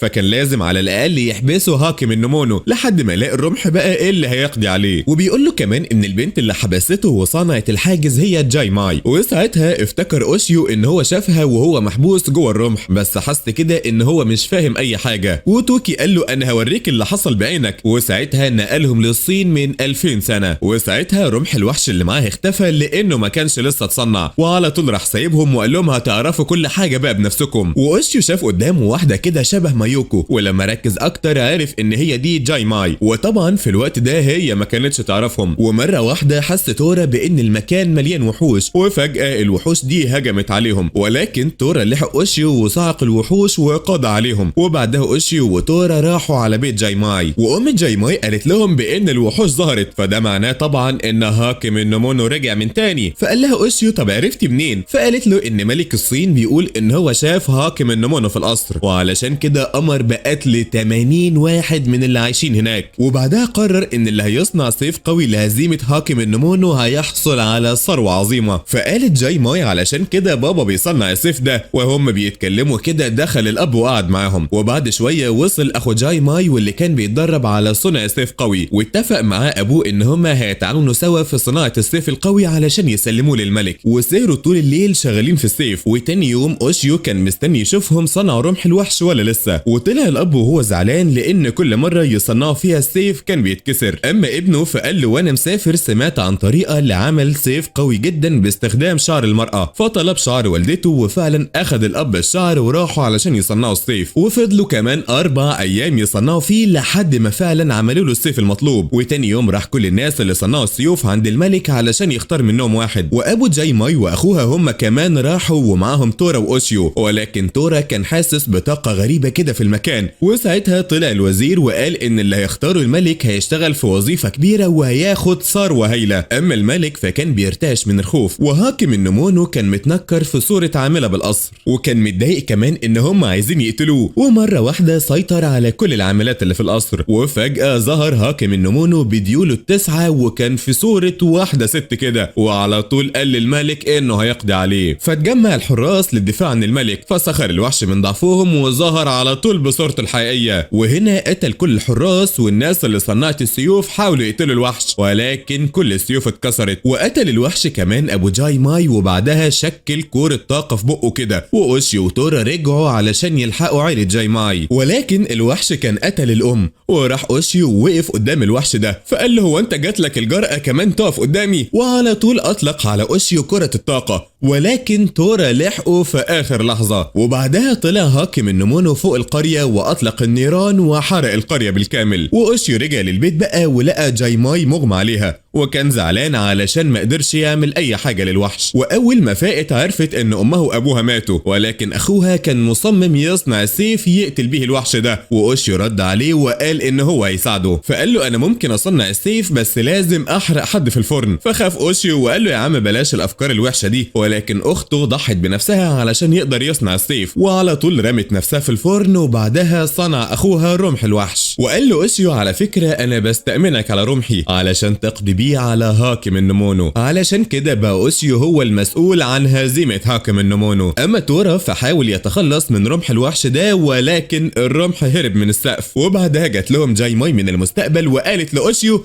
اظن كده بقى انت فهمت كل حاجة. وكمان جالهم توكي، وكملت جاي ماي وقالت ان اخوها كان بيقتل كل وحش يقابله، وعلشان كده كل الوحوش كرهت الرمح ده، واتحدوا كمان على انهم يوقفوه، وفعلا نجحوا في ده عن طريق قماش احمر ربطوه بيه. اما جاي ماي ففضلت تدور هي كمان على هاكم النمونو لحد ما عرفت انه راح اليابان، فراحت له في شكل يوكي علشان تواجه الوحش. وبعد معركة طويلة اتحد فيها البشر مع اليوكاي، هرب هاكم النمونو تحت المحيط، ولما نزلت وراه لقيته تغلغل في اساس اعمدة اليابان، وقال لها تعالي اقتليني بقى علشان لو قتلتيني اليابان كلها هتغرق وهتتدمر. فوقفت وما بقتش عارفة تعمل ايه، ولكن بعد شوية كانت باقي الوحوش وصلت وكانوا عايزين يقتلوا هاكم النمونو، فاضطرت يوكي ان هي تعمل حاجز قوي يمنع الوحوش من الوصول ليه علشان اليابان ما تغرقش. وساعتها فكرت الوحوش ان هي خانتهم، وبعد فترة جت واحدة كده اسمها ميكادو علشان تحمي الحاجز ده. وبعد مدة جت دور على ام اوشيو ايزاكي، ولحد دلوقتي هي اللي موجودة في قاع المحيط. فاخد اوشيو الرمح واستعد هو وتورا للمعركة الحاسمة دي. وبعد كده رجع اوشيو للمدرسة، وبعد نهاية اليوم الدراسي شاف في طريقه ولد صغير وكانت فيه عربية هتخبطه، فلحقوا اوشيو بقى في اخر لحظة. واتفاجئ بعدها لان الولد ده طلع عارف اسمه. ولما رجع البيت تورا قال له ان الولد اللي قبله ده مشكوك في امره. ومرة واحدة اتعرض اوشيو للهجوم في البيت، وكان المهاجم هو الولد اللي انقذه واسمه كيريو. والمفاجأة انه عرفه ان هو الخليفة الاخير لحمل رمح الوحش. اما ابو اوشيو بقى فكان عند زعيمة الكهنة ميكادو اللي كانت مبسوطة بظهور حامل الوحش اخيرا، وطلبت من ابوه كمان انه يجيب ويقابلها. ومرة واحدة حسوا كده بطاقة غريبة في المكان، فشافوا حشرة ضخمة وهي عبارة عن تجسيد لهاكم النمونو جات علشان تخلص عليهم. اما كيريو بقى فقال لاوشيو انه جاي يريحه من المهمة دي بمنجل الزار اللي معاه، وانه هو والوحش كوين هيقدروا يهزموا كل هاكم النمونو. ولما هجم تورا على كوين ظبطه كده لحد ما جت مروحية نزل منها ابو اوشيو، وقال لابنه احنا محتاجين قوة الرمح علشان تجسيد هاكم النمونو هيقضي علينا. فقال له كيريو خدني معاك بقى علشان احارب معاك الوحش ده. وكوين طنش تورا وطلع جري ورا كيريو، ولما وصلوا لساحة المعركة كان تجسيد الوحش قوي جدا ومحدش قادر عليه، وبالعافية قدروا يوقفوه عن الحركة لبعض الوقت كده. فاستغل ابو اوشيو الموقف ده واخد ابنه للجدة زعيمة الكهنة اللي اللي كانت عايزة تتعرف عليه، ودخله كمان وراح هو على المعركة. وفي الوقت ده كان كيريو بيستعد لتنفيذ خطته، وطلب من كوين انه يلهي تورا ويمنعه من الوصول ليهم، وفعلا راح لتورا وكتفه، وساعتها اوشيو دخل على الوحش بالرمح ولكن من غير اي فايدة، وكان الوحش كمان هيقتله لحد ما جت زعيمة الكهنة، وعلى طول لحقت اوشيو بحاجز قوي، ووقفت كمان لتجسيد هاكي النمونو ولكنه كان قوي جدا، وعلشان توقفه فضحت الجدة بحياتها، فجري اوشيو علشان يلحقها. وهنا ظهر كيريو وقاسم الوحش النصين علشان يعرف الكل انه اقوى من اوشيو ومنهم كلهم. اما اوشيو فكان بيعيط علشان بسبب ضعفه الجدة ماتت دلوقتي، ولكنها مسحت دموعه ونصحتهم ان هم لازم يتحدوا مع اوشيو علشان يقدروا يهزموا الوحش، وبعد كده ماتت على طول. وبعدها ظهر كيريو وقال لهم ان خلاص رمح الوحش راحت عليه، وان منجل الزار هو الاقوى دلوقتي، وراح وحكى لامه ان محدش كان مهتم بكلامه ولا بالمنجل، ولكنهم كانوا مهتمين بس برمح الوحش. فقالت له ولا يهمك من اي حاجه، ولو عايز الناس تهتم بيك وبالمنجل يبقى لازم تدمر رمح الوحش. وبعد المعركه ابو اوشيو وكبير الكهنه بداوا يقتنعوا بان الرمح مالوش اي لازمه، خصوصا بعد ما شافوا كيريو بيهزم الحشره بالمنجل، بالرغم ان اللي هزم الحشره هي زعيمه الكهنه مش كيريو. وفي يوم اتعرض اوشيو فجاه لهجوم من كيريو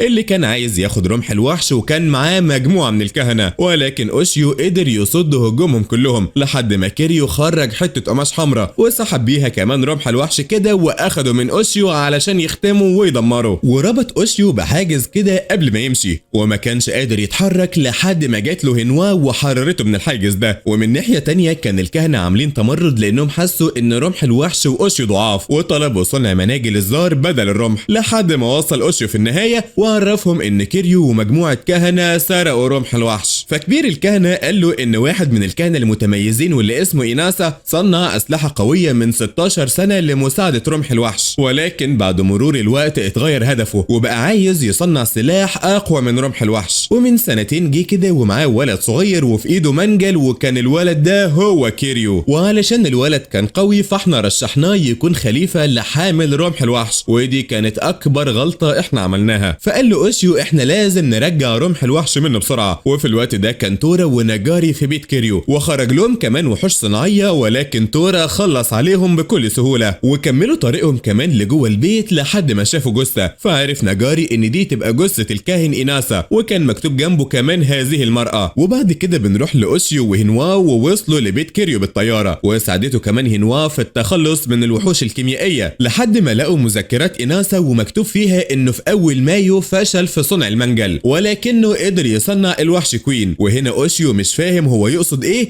ولكن كملوا قراءة المذكرات. وفي 10 اكتوبر ظهرت واحدة اسمها تواكو ساعدتني في صنع منجل قوي جدا، وسميته كمان منجل الزار. ولما سألتها انت ليه بتساعديني ردت عليا وقالت لي ان هي خايفة من هاكي النمونو، وان رمح الوحش كمان مش كافي للقضاء عليه، وعلشان الناس تصدق كلامنا فكان لازم ندمر الرمح، وهنستعمل كمان القماش الاحمر ده في ختم الرمح ومحوه من كل العالم. فهنا اترعب اوشيو من اللي قرأوا، وهم ماشيين كده قبل تورا ونجاري اللي كانوا بيحاربوا وحش حجري بيحرس اوضه كيريو، فمسك نجاري وهنوا الوحش ومنعوه من الحركه. وكمل اوشيو كمان قراءه المذكرات، واللي بتقول ان إيناسا بيقول ان تواكو دخلت عليه بطفل سرقته، وقالت له هو ده اللي هنعمل عليه التجارب بتاعتنا. وفي الوقت ده فكان كيريو رابط الرمح بالقماش الاحمر، وكان بيستعد كمان لختمه وتدميره للابد، وده كله طبعا علشان الناس تهتم بمنجل الزار. وهنا نجاري وهنوا طلبوا من اوشيو يدخل لاوضه كيريو وينقذ رمح الوحش، فجري اوشيو وتورا، ولكن لقوا كوين واقف على الباب ومنعهم من الدخول. ولما قرب اوشيو منه فرماه كوين على الارض في ثواني، وهنا بدا تورا يهاجم كوين، وفضلوا كمان يضربوا في بعض كده لحد ما كوين ثبت تورا في الارض. وقام اوشيو بصعوبه واخد في ايده صخره علشان ينقذ بيها تورا، فتشجع تورا وقام من تاني يواجه كوين بكل قوه، وقال له اوشيو لازم تتدخل بسرعه علشان تقدر تنقذ الرمح. ولما وصل اوشيو لاوضه كيريو لقى الرمح مربوط وعلى وشك الختم والتدمير، فحاول اوشيو الهجوم على كيريو،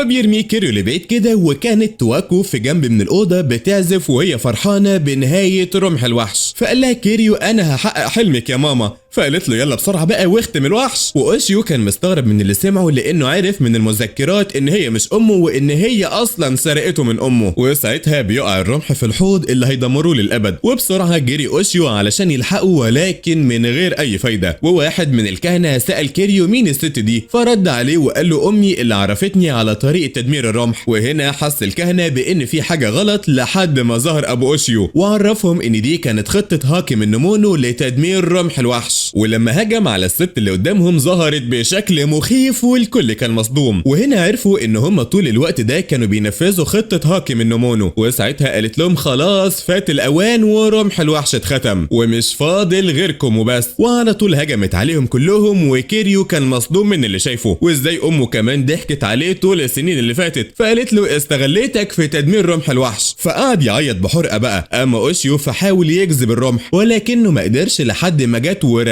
على الحوض اللي كان متصلب وبارد. واوشيو وهو في الحوض قعد ينادي على رمح الوحش ده ويحاول كمان يستدعيه. وهنا اتجمعت حواليه طاقة كبيرة وفعلا الرمح اتحرر. فغضبت الوحش بقى من اللي حصل ده فهاجم على اوشيو ولكنه صد الهجوم بالرمح. وهنا بدأ الوحش يساومه بنجاري وهنوا لان الوحش الحجري خلاص مسكهم. وقالت له لو عايزهم احياء يبقى لازم تسلمني الرمح وتسيبني اقتلك. فقال له نجاري ما تصدقهاش علشان دي كدابة. فقال له اوشيو انا موافق. ولما هجمت عليه علشان تقتله الرمح صد هجومها في اخر لحظة ودمر اوشيو الوحش الحجري. وهنا ظهر للجميع قوة رمح الوحش الحقيقية. اما كيريو فكان لسه مصدوم من اللي هو شايفه. وبعدها لقى امه بتقول له انقذني بقى انا اساسا ما قصدتش الكلام اللي انا قلته. فقال لها انا هساعدك يا ماما. وبكل غل كده هاجم على اوشيو واستغل كمان هاكومين الفرصة علشان يهرب. ولكن ابو اوشيو والكهنة عملوا حاجز ومنعوه من الهروب. واوشيو بيحاول يقنع كيريو ان دي مش مامته وانها وحش الهاكومين. وفي الوقت ده كانت بتجمع الطاقة حواليها علشان تدمرهم كلهم. ولكن كيريو طعنها بالمنجل لانها خانته مرة تانية ولكنه اتصدم بعد موتها ونزل ضرب وتلطيش في كل اللي موجودين لحد ما اوشيو لطشه كده قلم وفوقه وقال له انه مش هيقدر يهزم هاكي من نمونو لوحده وانهم كمان لازم كلهم يساعدوه. ولكن كيريو اعتذر لهم واخد كوين ومشي. وبعدها كان اوشيو تعبان وعنده مغص ولكن تورا سابه وخرج يتمشى. وفي الوقت ده كان في 2 ماسكين واحد وعمالين يستجوبوه. ولما معرفش يجاوب عليهم فواحد منهم هجم عليه وشفط دماغه. اما تورا بقى فقابل مايوكو اللي جالها دعوة على العشاء من واحد كده. ولما تورا شم الدعوة عرف ان الدعوة دي من الوحش فحذرها وقال لها بلاش تروحي ولكنها صممت تروح وطلعت علشان تلبس.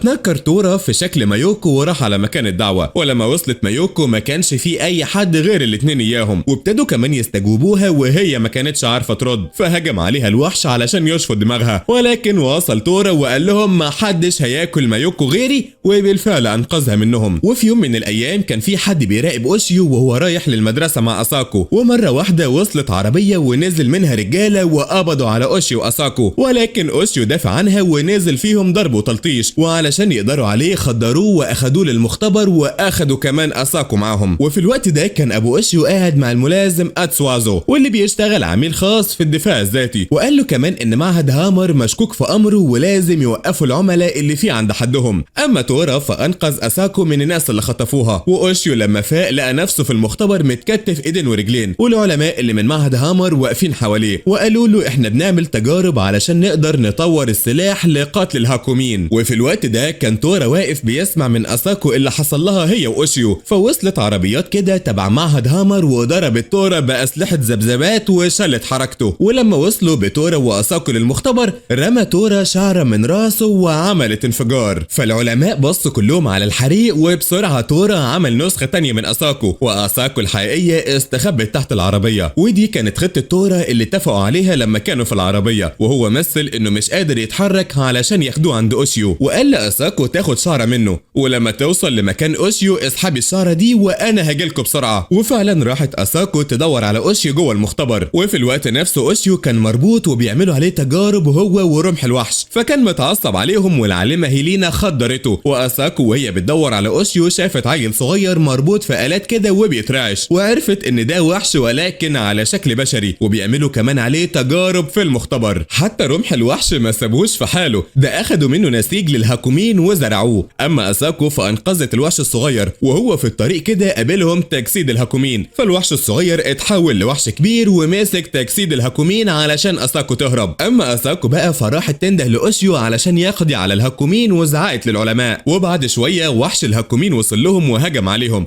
ولكن أوشيو لحقهم برمح الوحش على آخر لحظة، وراح كمان علشان يقتل الهاكومين، ولكن أساكو وقفته علشان هيقتل الوحش الصغير معاه. وساعتها راحت أساكو للعالمة هيلينا وطلبت منها تساعد الوحش الصغير، ولكنها ردت عليها وقالت لها إن هي مش هتعرف تساعده. فالهاكومين هجم عليهم، وساعتها افتكرت أساكو موضوع الشعرة بتاعت تورا، فطلبت من العالمة تسحب الشعرة وفعلا سحبتها، وفي ثانية واحدة كان تورا عندهم وكان هيقتل الهاكومين، ولكن أساكو وقفته علشان خايفة على الوحش الصغير. وفجأة اكتشف العلماء إن في تسريب في مواسير الغاز السام من الخبطة الأخيرة، وراحوا بالفعل وأخدوا بعض كده وهربوا من المكان، ولكن أوشي وقفهم، وأساكو قالت لهم مش من الإنسانية أبدا إن انتوا تهربوا وتسيبوا حد يموت. فتأثرت العالمة هيلينا بشجاعة أساكو، فقررت تضحي بنفسها وتحاول تنقذهم. وفي الوقت ده كان أبو أوشي والملازم اتحركوا بالطيارات على معهد هامر. أما هيلين وأساكو بقى فكانوا في أوضة التحكم، وبدأت هيلينا في تشغيل جهاز الذبذبات، فاتصل عليها العلماء أصحابها وقالوا لها اخرجي من عندك فورا. وفي اللحظة دي هجم الهاكومين على تورا وأوشيو، والهجوم وصل لهيلينا واتصابت، فراحت أساكو وشغلت جهاز الذبذبات اللي شل حركة الهاكومين، وقدر كمان أوشيو يحرر الوحش الصغير. وبعدها تورا وأوشيو قادوا على الهاكومين واتقطع كده لحتت صغيرة، ولكن المفاجأة إن الحتت دي بدأت تتجمع من تاني. وهنا هيلينا اتفاجئت من قوة الهاكومين وقدرته على الشفاء، فطلبت من زميلها إن هو يدمر المكان في خلال 10 دقايق، وفعلا بدأ جرس الإنذار. وطلبت من أساكو إن هي تهرب بسرعة، وخرجت فعلا من أوضة التحكم وراحت لأوشيو وتورا، فشلهم تورا بقى وخرجوا من المكان قبل ما ينفجر. أما هيلينا فبعتت لأصحابها بيانات الهاكومين اللي هيقدروا يستخدموها علشان يقدروا يعملوا سلاح يقدر يقضي عليه. وبعد انفجار المكان قبض ابو اوشيو على العلماء، وقالوا لاوشيو ان هيلينا قبل ما تموت قالت ان هي سعيده بمعرفتهم وبتعتذر لهم. وبيرجع اوشيو لحياته وبيرجع لخناقاته مع تورا اللي كان عايز ياكله، وطبعا رمح الوحش كان مظبطه. وابو اوشيو بيضحك عليهم وبيقول خليكوا كده لحد ما يجي ميعاد المعركه الاخيره مع هاكم النمونو. وهاكم النمونو وقتها كان في اعماق المحيط بيتعافى من الاصابه بتاعته، وبيكون كله غل وحقد ومستني لما يستعيد قوته ويقضي على أوشيو ويدمر رمح الوحش. وهنا بيخلص الجزء الأول من حكاية أوشيو يا أحلى متابعين. يا ترى هاكم النمونو هيقدر يسترجع قوته من تاني؟ وهل هو ممكن يقدر يقضي على أوشيو ويدمر رمح الوحش؟ ويا ترى أوشيو هيستعد وهيكون جاهز للمعركة الأخيرة مع هاكم النمونو؟ كل ده وأكتر هنعرفه في ملخص الموسم الثاني من حكاية أوشيو إن شاء الله. فما تنسوش بقى تشتركوا في القناة وتفعلوا الجرس علشان يوصل لكم كل الجديد بتاعنا أول بأول. أشوف بقى وشكوا على خير يا أجمل متابعين. سلام.